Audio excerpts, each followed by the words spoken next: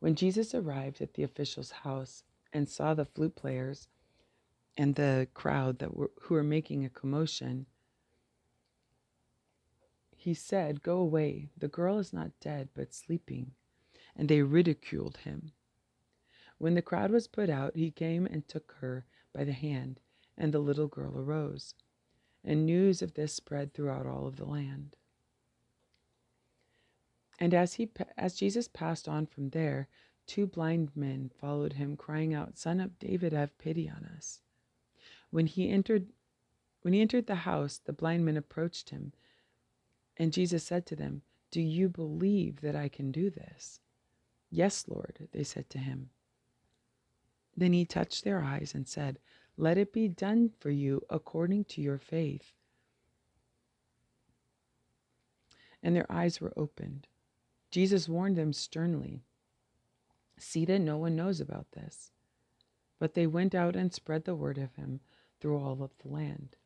And again, I keep these, see that no one knows. Don't tell. I wonder if it was for their safety, because there was such distrust of him and such bitterness towards him that oftentimes the people who were healed were targeted and brought to before the Sanhedrin and, grilled basically. As they were going out, a demoniac who could not speak was brought to him. And when the demon was driven out, the mute person spoke. The crowds were amazed and said, "Nothing like this has ever been seen in Israel." But the Pharisees said, "He drives out demons by the prince of demons." Jesus went around to all their towns and villages, teaching in the synagogues, proclaiming the gospel of God, and curing every disease and illness. At the sight of the crowds, his heart was moved with pity for them, because they were troubled and abandoned, like sheep without a shepherd. Then he said to the disciples, "The harvest is abundant, but the laborers are few. So ask the master of the harvest to send out laborers for his harvest."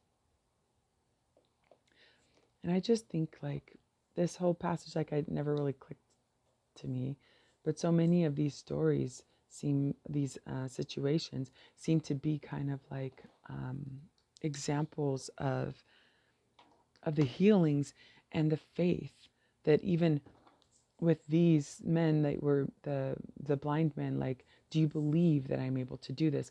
And I don't think that Jesus, like, I don't think he was asking because he didn't know where their hearts were. I think he was making them decide, right? Like, "Do you believe that I'm able to do this?"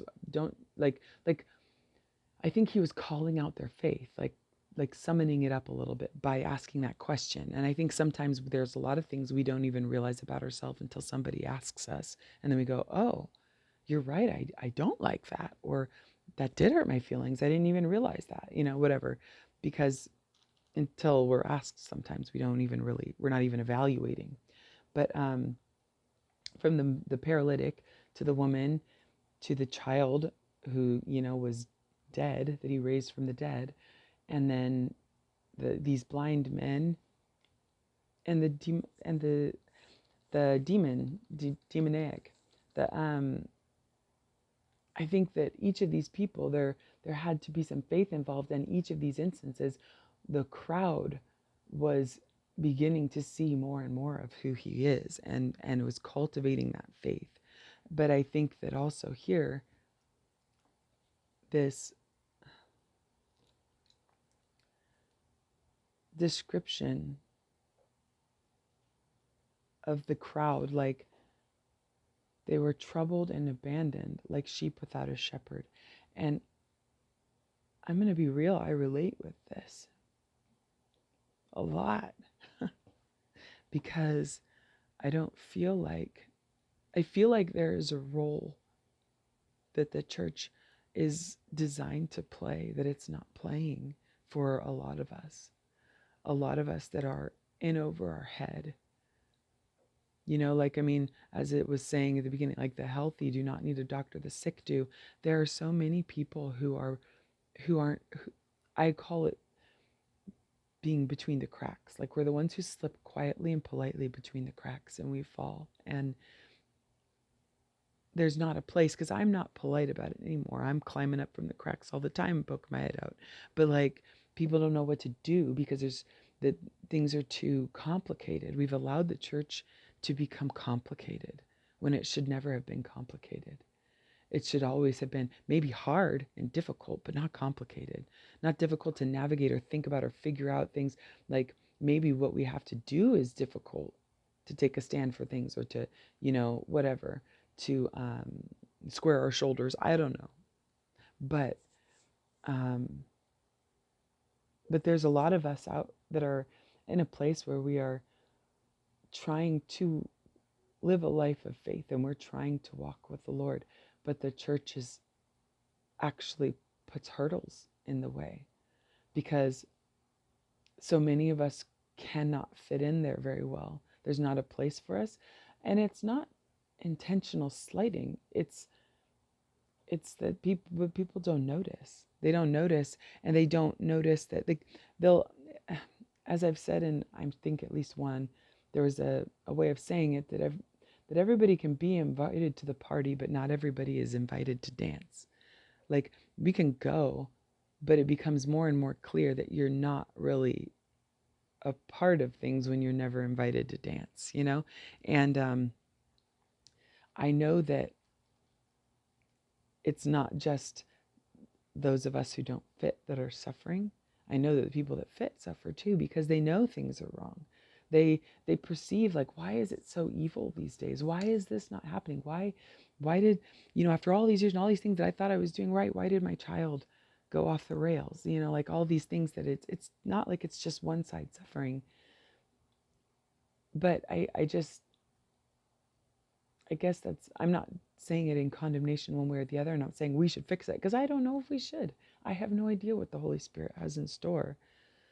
But it's a comfort to me in a way to know that when these times and these seasons of life come, when we are feeling like sheep without a shepherd, that we are struggling, that our good shepherd sees us and has compassion. And I don't know what the difficulties the Lord will call us to walk through are, but I know that the times are changing and they've already changed a lot more than most people want to acknowledge. And I just think it's,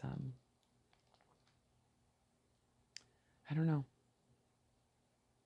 It's comforting, but it also reminds me of the things that are really sad, which I don't know how much I need reminding. It's constantly comes up out of the blue. And when things are difficult and I notice areas in my life that I can't navigate and I don't know what to do. And if I look back historically, a couple hundred years ago, this is where the church used to be. They used to occupy this territory. They used to be the place that, a woman, like a widow or whatever, could go and like even live there and work there. And they would, like not as pity, not like just give them money, but like that a place that you could go and be and serve a purpose, like that people would use that. Like there's a person who needs help and they have something to give, let them give it at the church and then they can have a place they can make a way for themselves, right? Like that's a function the church served for a long time.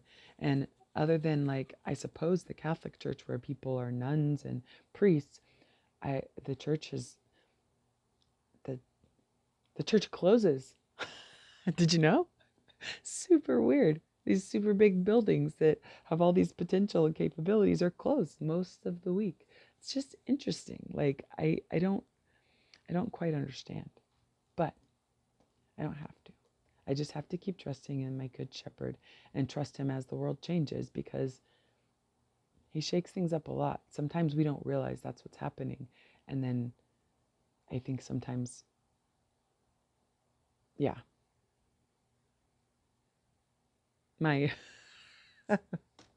I'm not going to lie. My ADHD medicine hasn't kicked in yet, so today was a little rambly.